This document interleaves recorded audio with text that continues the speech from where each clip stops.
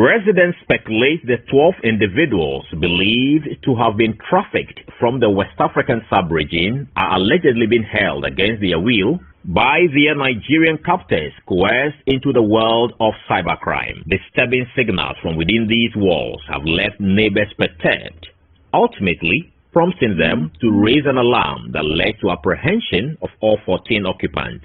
I stay behind the house that the incident is happening. I saw one guy just waving like that, but I thought the person was making fun of me because I never saw anybody like that. I hear their voices, but I don't know the people staying there. So the person was waving. Then I called my husband and see somebody's like the person is making fun of me. Then my husband said, "Oh, let me check." Then he looked. Then he said, "No, it's like the person is calling for help." Then my husband went for ladder. At first he climbed the wall and saw that the person said, the person was making sign language like that. And the hand is shaking. It's like the person is weak, very, very weak. He cannot talk. So when he was making the sign, then my husband went for ladder and took his phone that he wants to take picture. But because of the net in the room, the net that they used to cover the burglar proof, there's no way he can do the video. So he got down and another brother came and the person started calling for help. Then he said, call. He was doing like this, call for, he was doing it. So when he was doing it, then my husband said, no, he's saying that we should call for police. So he wants to go. So they went in calling for police. When they were calling, then he went to Accra. Then when they came out, you see them, all of them, it's like they are malnourished.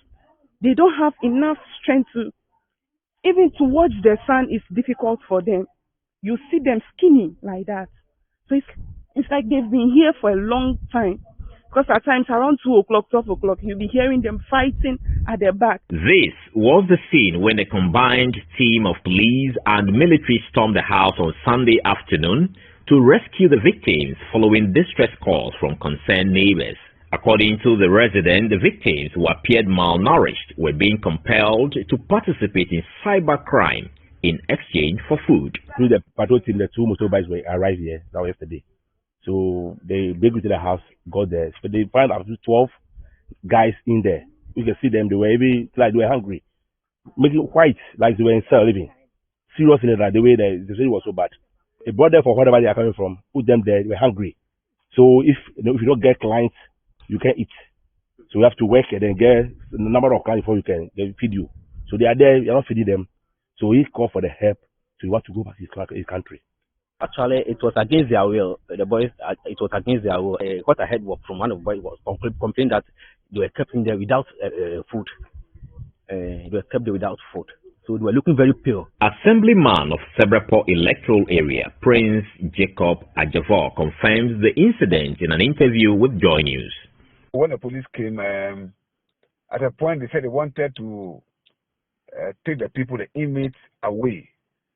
And the residents said no, they wanted to see them physically.